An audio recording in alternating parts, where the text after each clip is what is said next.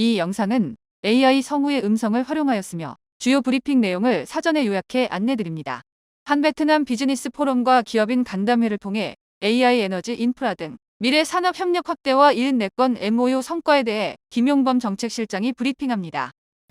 네, 베트남 국빈 방문 일정 중 경제인들이 참석한 한 베트남 비즈니스 포럼 기업인 사전 간담회와 경제 성과에 대해서 말씀드리겠습니다. 오늘 오후 JW 메리어트 호텔에서 개최된 한 베트남 비즈니스 포럼에 앞서 우리 이재명 대통령과 베트남 레밍흥 총리가 참석한 가운데 양측 주요 기업인들이 참여한 사전 간담회가 개최되었습니다.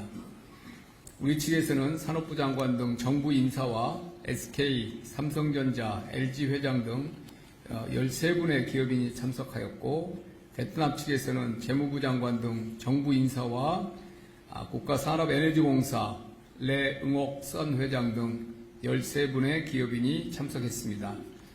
양측 전체 명단은 별도 배포 자료를 첨부해 주시기 바랍니다. 간담회에서 기업인들은 이미 한국과 베트남은 긴밀한 협력 관계를 갖고 있으나 이제는 새로운 차원의 도약이 필요하다는 것에 공감하며 반도체, AI 등 첨단 산업 협력, 원전, 전력망 등 안정적 에너지 공급 협력, 빠르게 성장하는 베트남 경제를 뒷받침하기 위한 인프라 협력 필요성에 대해 논의하며 신규 협력 가능성을 모색하였습니다. 기업별로 주요 발언을 소개해 드리겠습니다. SK는 베트남이 중진국 함정을 넘기 위해서는 AI 데이터 센터와 안정적인 전력 공급 확보가 중요하다고 강조하며 최근에 꿰납 LNG 프로젝트를 시작으로 베트남 AI 산업에 기여하겠다는 계획을 밝혔습니다.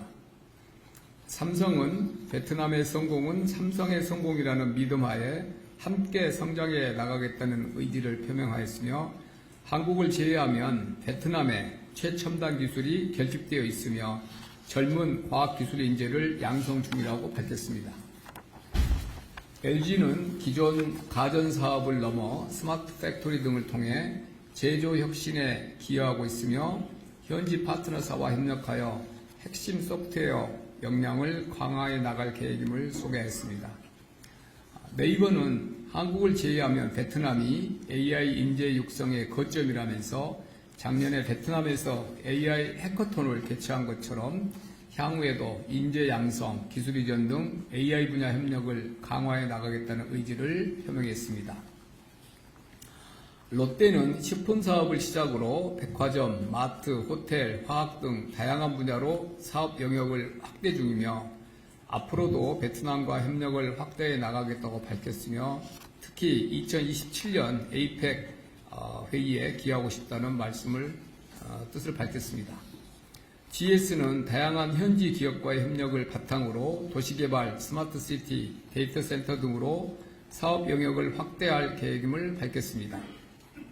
대우건설은 베트남 주요 지역에 한류 콘텐츠를 접목한 K 스마트시티를 추진 중임을 소개하며 북남 고속철도, 원전과 같은 대규모 인프라 프로젝트에서 대우건설의 시공 능력과 노하우를 반영할 수 있기를 희망한다고 언급하였습니다.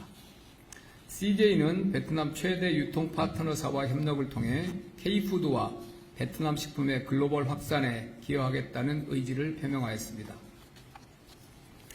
두산 에너빌리티는 AI 시대에 가장 중요한 것은 안정적 전력 공급이라면서 두산의 원전 관련 다양한 시공 실적과 전문성을 고려하면 베트남 신규 원전 건설의 최적의 파트너임을 강조하였습니다. 포스코는 철강 생산을 통해 베트남 산업 발전에 기여해 왔다면서 최근에는 베트남 기업과 합작하여 전기차용 2차전지 소재 생산 공장 건립을 추진 중이라는 계획을 소개했습니다. HD현대는 베트남 상업용 선박의 80%를 건조하고 있으며 중장기적으로 베트남 내 생산 능력 확장을 위한 투자 확대 예정임을 밝혔습니다. 효성은 첨단 기술이 접목된 사탕수수 기반 바이오 스판덱스를 베트남에서 생산 중이라면서 향후에도 베트남 산업 고도화와 사회에 기여하는 상생 모델을 만들어 가겠다고 언급하였습니다. 현대차는 베트남 탄콩사와 합작하여 자동차를 현지 생산 중이며 사회공헌에도 힘쓰겠다는 의향을 밝혔습니다. 베트남 기업들도 한국 기업들과 다양한 분야에서 협력하고 있으며 향후에도 협력을 확대해 나가겠다는 의향을 밝혔습니다. 두 개 회사를 간단히 소개해 드리겠습니다. 화학기업인 비나캠은 이미 LG, 삼성, 효성 등 다양한 한국 기업들과 협업하고 있으며 향후에도 반도체, 히토리 분야에서 협력해 나가기를 희망한다는 의향을 밝혔습니다. IT 기업인 FPT사는 AI, 반도체, 사이버 안보, 무인 항공기 등에 대해 공동 연구를 할 수 있도록 베트남과 한국 전략기술센터를 만들어 달라고 양국 정상에게 건의하기도 했습니다. 기업인들의 발언이 종료된 후에 베트남 내밍흥 총리는 기업인들의 제안과 건의 등을 각 부처에 전달하겠다고 밝히면서 양국 간 반도체, AI, 디지털 등 첨단 기술 협력, 부품 소재의 발전, 인력 양성의 중요성을 강조했습니다. 아울러 양국 간 소통을 더욱 강화하고 기업들이 빠르고 명확하고 효과적으로 사업활동을 할 수 있도록 지원하는 한편 문제가 있다면 즉시 해결할 수 있도록 적극적으로 관심을 가지겠다고 약속하셨습니다. 특히 앞서 말씀드린 대로 FPT사가 제안한 양국 간의 첨단기술협력위원회 설립은 매우 좋은 아이디어라고 호응하시면서 양국 간의 새롭고 지속가능한 협력을 기대한다는 의견을 밝히셨습니다.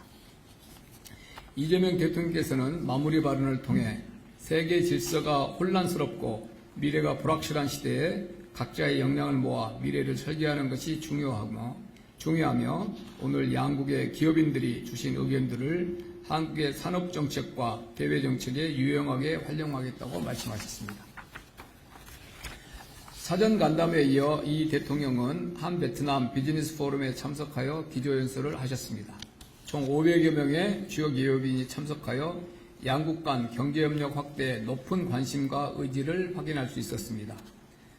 비즈니스 포럼에서는 첨단 산업, 공급망 등에 대한 구체적인 논의를 통해 협력 수요를 확인하였으며 에너지, 인프라, K 소비재를 아우르는 74건의 MOU가 체결되었습니다. MOU의 상세 내용 등보다 구체적인 내용은 산업통상부 및 대한상공회에서 보도자료를 참고해 주시기 바랍니다. 추가로 이번 정상회담 경제 분야 대표적인 성과를 말씀드리겠습니다. 어제 정상회담 MOU 개관식에서 원전 분야에서 2가지 MOU가 체결되었습니다.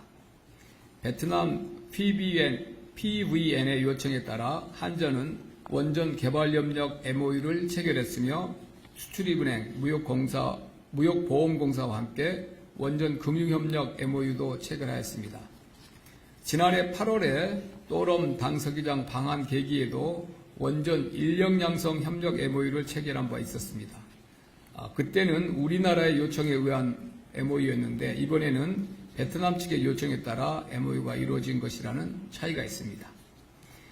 향후에 양국 에너지 공기업들은 신규 원전 건설 방안을 함께 모색해 나가는 한편 원전 공급망 구축 협력을 본격 추진할 계획이며 원전 관련 구체적인 정보 교환을 토대로 원전 사업의 금융 지원 가능성을 검토해 나갈 계획입니다. 아울러 이번 국빈 방문은 베트남의 초대형 국책 인프라 사업에 대한 우리나라 기업의 참여 가능성을 한층 높이는 계기가 되었습니다. 어제 정상회담에서는 베트남에서 추진 중인 2045 고소득 선진국 진입을 위한 철도, 신도시 건설 등 초대형 국책 인프라 사업 관련 우리나라의 호혜적 협력 의지를 전달하고 우리 기업의 참여를 당부하였습니다. 이와 관련 오늘 비즈니스 포럼에서는 현대 로텐이 호치민시와 3.3억 불 규모의 호치민시 도시철도 관련 차량 수출 계약을 체결하기도 하였습니다.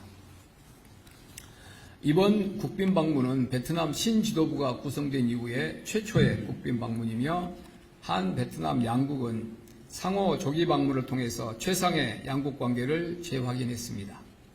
한국과 베트남은 서로에게 3위 교육 상대국으로 2025년 교역액은 역대 최고치인 946억 불을 기록했습니다. 이런 추세라면 1천억 불을 넘어서 2천억 불로의 도약도 아주 먼 미래는 아닐 것이라고 생각합니다. 과거에 대한민국은 원전을 통한 에너지 자립, 고속도로, 철도를 통한 물류 혁신, 그리고 투명한 금융결제 시스템이라는 세 가지 핵심 인프라에 대한 집중 투자를 통해 고도 성장의 토대를 마련한 바 있습니다. 이러한 성공 경험은 베트남과의 협력에 있어서도 유용한 참고 모델이 될 수 있으며 실제로도 지난 30여 년간 한국, 베트남 양국은 세계가 주목하는 성공적 경제협력 사례를 만들어 왔습니다.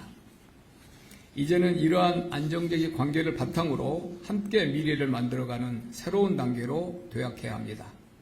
미래 첨단 산업 협력, 이를 안정적으로 뒷받침하기 위한 원전, 에너지 등을 포함한 인프라 구축이 그 방향이며 이번에 국빈 방문은 그 방향으로 나아가기 위한 좋은 출발점이 되었다고 생각합니다. 감사합니다.